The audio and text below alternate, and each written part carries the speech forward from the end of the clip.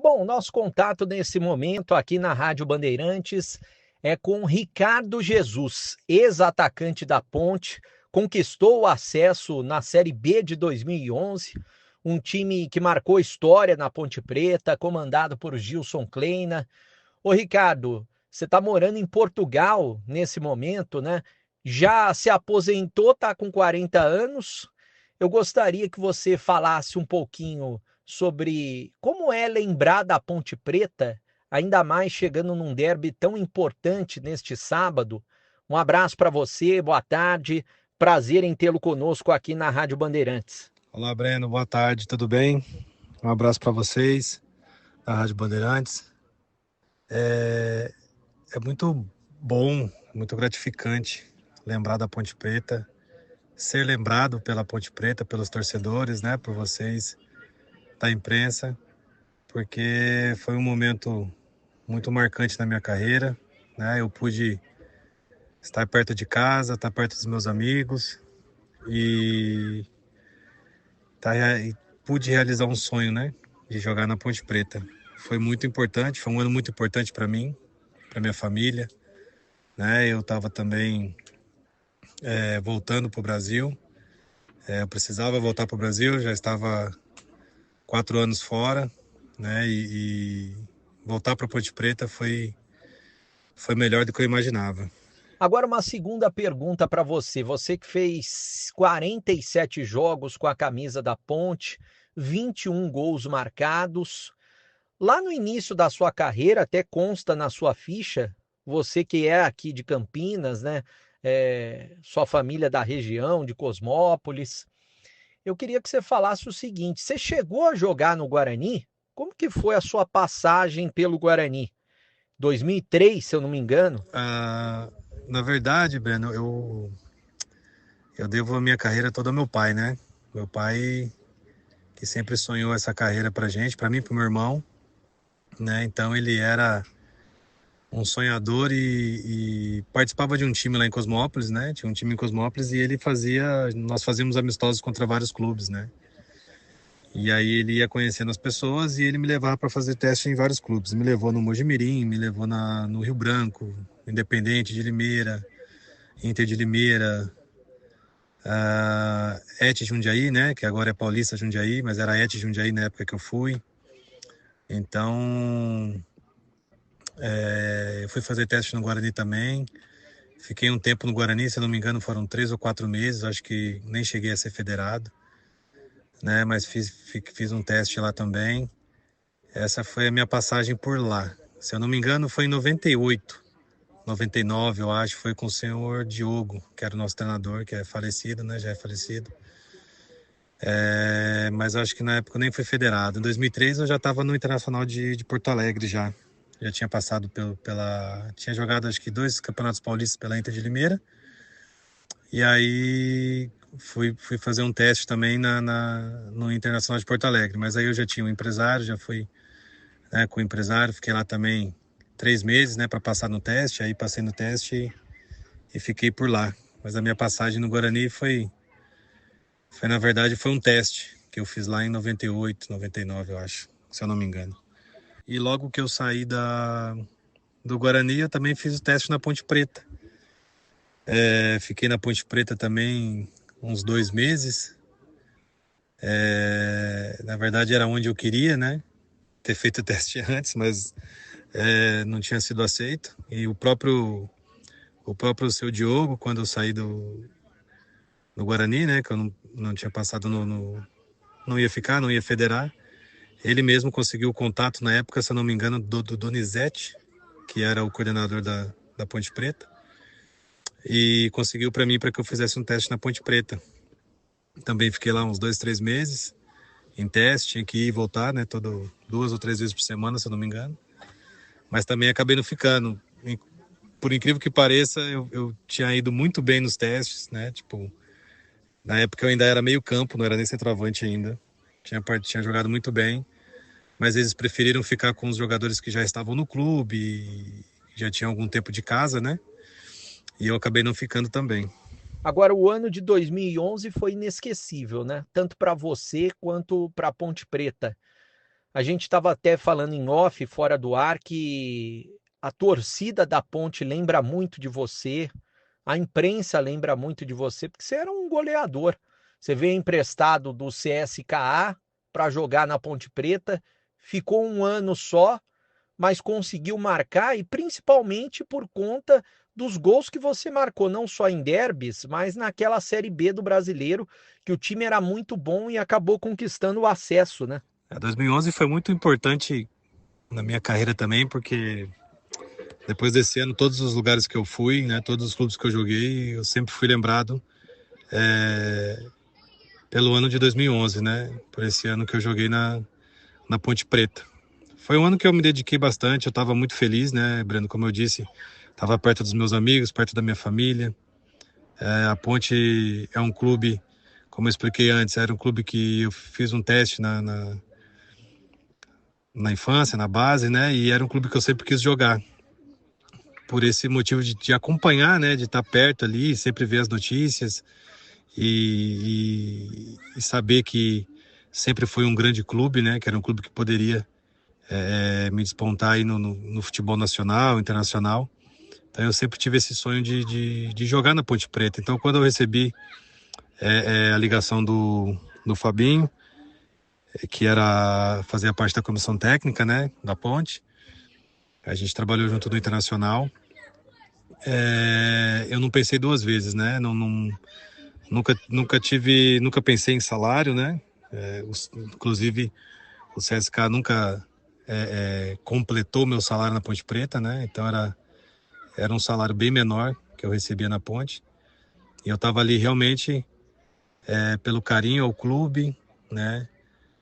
Por estar perto da minha família, né? Pela oportunidade de estar jogando, de estar voltando a jogar no Brasil. Então realmente foi um ano muito importante, né? E eu participei do jogo do ano, né? Que a Ponte caiu em 2006. Eu estava no Internacional, estava subindo, né? Das categorias de base. Eu joguei contra a Ponte Preta no Moisés, né? E eu acho que eu tinha que ajudar a Ponte a subir, né? Aquele jogo, se eu não me engano, a gente ganhou de 2-0 ou 2-1, eu acho. Então, aquele ano que a Ponte caiu, eu acho que eu tinha a obrigação de vir e ajudar a Ponte a subir. Demorou um pouco, né? Foram 5 anos de espera, mas fico feliz que deu certo. Agora, especificamente sobre derby, Ricardo. Quem está nos acompanhando, estamos entrevistando Ricardo Jesus, que foi artilheiro pela Ponte Preta, hoje está morando em Portugal. Aquele primeiro derby que a Ponte venceu de 2-0 no Majestoso, você marcou o segundo gol, né? Como que foi aquele gol e como que foi o derby no Majestoso? O que você se lembra? Eu lembro que você subiu no alambrado para comemorar com o torcedor. O derby é muito especial, né, Breno? Acho que todo jogador que conhece esse clássico e é da região, né, que acompanhou desde pequeno esse clássico, tem vontade de jogar. E eu sempre tive o sonho de jogar, né? Era uma meta minha quando a Ponte me chamou. Eu queria disputar um derby, queria jogar um derby. Fiquei muito feliz em poder jogar, né? Poder fazer um gol, poder dar a vitória para a Ponte Preta, né? Esse gol que eu fiz no primeiro derby, eu dei assistência para o Ricardinho primeiro, depois eu fiz o gol. Muitos dizem que foi gol de sorte, né? Eu acho que foi gol de centroavante, que tem que estar na hora certa, no lugar certo, né? Atento. E a comemoração foi mesmo assim, como se fosse a realização de um sonho, né? O sonho se tornando verdade, né? Porque comemorar com a torcida, um jogo tão importante assim como o derby, eu acho que é especial. E foi para mim, foi muito especial. E eu fiquei muito feliz em ter ajudado a Ponte nesse jogo. Já o segundo derby foi 3-0 para a Ponte. Você marcou o terceiro gol, gol do placar no Brinco de Ouro. O que você pode falar também daquele gol e daquele derby? O segundo derby foi tão especial quanto o primeiro, né, Breno? Nós tínhamos ganho o primeiro e a gente sabia que o segundo derby ia ser mais difícil, né? Porque também eles estavam precisando da vitória. A gente também precisava, porque a gente estava na parte de cima da tabela, não podia perder pontos, né? Mas foi especial também porque fazia 4 jogos que eu não marcava, né? E a Ponte Preta, pelo tamanho que ela é e pela importância que tinha aquela Série B pra gente, pra Ponte Preta, era uma cobrança bem pesada, assim, né? Então, alguns da imprensa começaram a falar que o Gilson já teria que me tirar do time, né? Porque eu não estava fazendo gols. Também alguns burburinhos, né? Dentro da Ponte, que outros jogadores tinham que jogar, né? Então, foi especial por esse motivo também, né? O Gilson Kleina sempre foi um treinador que me passou muita confiança, sempre acreditou muito em mim, me cobrava muito também, né? Para eu me manter em forma, me manter focado. Então, aquele jogo ele acreditou, né? Me deu mais uma oportunidade de ser titular até o final. Então, tem até uma comemoração também muito fervorosa, né?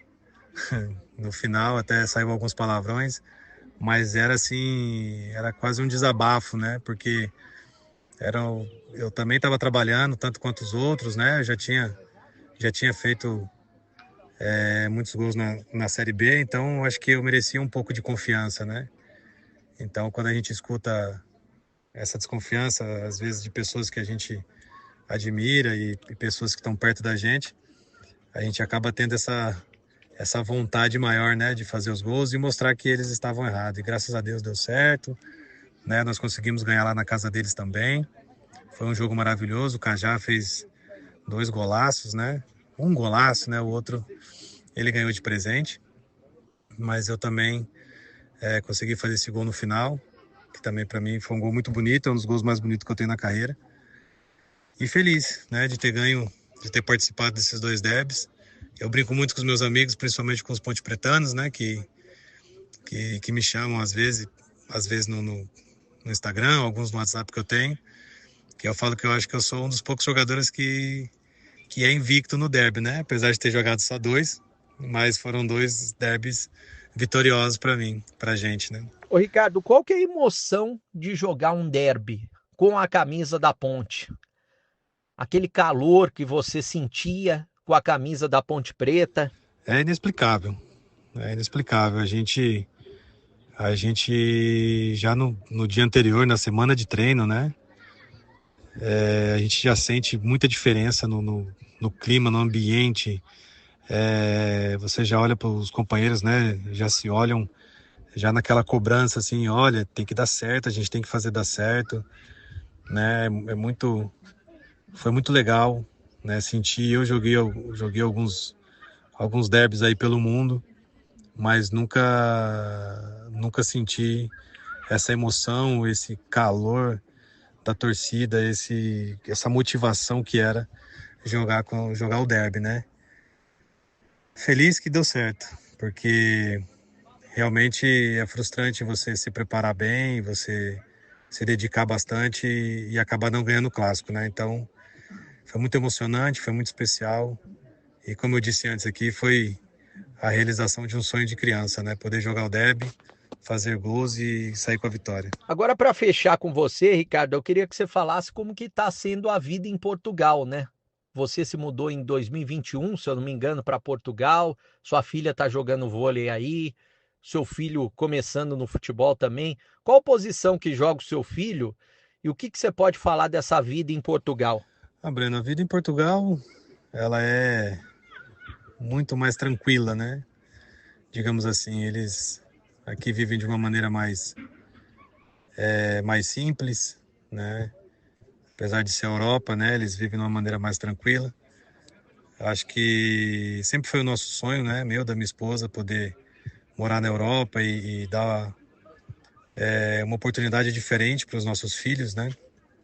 A minha filha começou a jogar vôlei lá em Florianópolis, né? Com o Paulão, campeão olímpico de 92, né? Em Barcelona, né? Ele que incentivou ela a jogar, descobriu a posição dela, ela é levantadora. E a gente veio para cá para dar mais oportunidade para ela, né? A primeira cidade que nós fomos, o vôlei, o time que tinha lá não era muito bom. O próprio Paulão conseguiu esse contato no Braga para ela vir fazer um teste, né?